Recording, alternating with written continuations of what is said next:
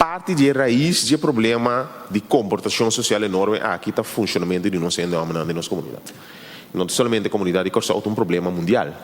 Camina no saco, nosso foco, roupa e riba, desenvolvimento de gente mulher, direito de gente mulher, crescimento de gente mulher, emancipação.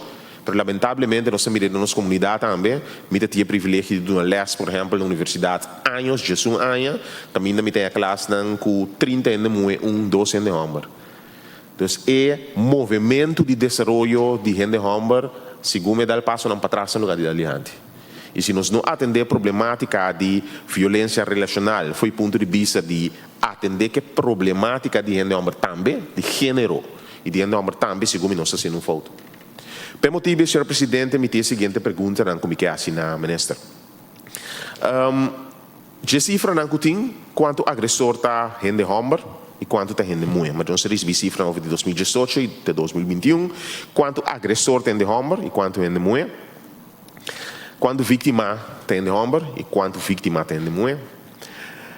Me que pedi mas que colega vai me dilante pedi que um stand van zaken de Plan Nacional contra a Violência Nacional. A pergunta está tem coordenador em place. Quanto viaja a reunir último ano e meio e que te passam com a toma de enquadro de Plan Nacional contra a Violência Relacional.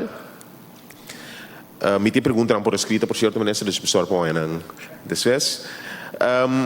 Que te passa no quadro de prevenção que o ordem tomar para o que trata a violência relacional no último ano? No último ano, me punta nos últimos 5 anos. Mas é problema, tem um problema profundo na nossa comunidade e nós estamos papiando de desenvolvimento para adiante. Tem manejo de governo para o que trata a problemática de comportação de homem, ou boy problem de nossa comunidade. E se tem manejo aqui, lo pode explicar ao parlamento que manejo aqui está encerrar.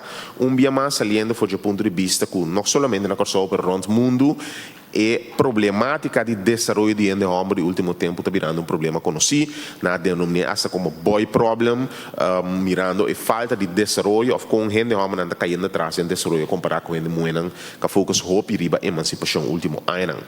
Até que me mais me está se ele como lutador para direito de homem, não, me está se como lutador para direito de comunidade, para desenvolver saúde da comunidade. So tanto como não atender que problema aqui, todo gênero lo sentia. Nós gente mulher lo sentia, nós mulheres lo sentia, nós comunidade trocar que consequência se não atender que problema aqui de uma forma profunda.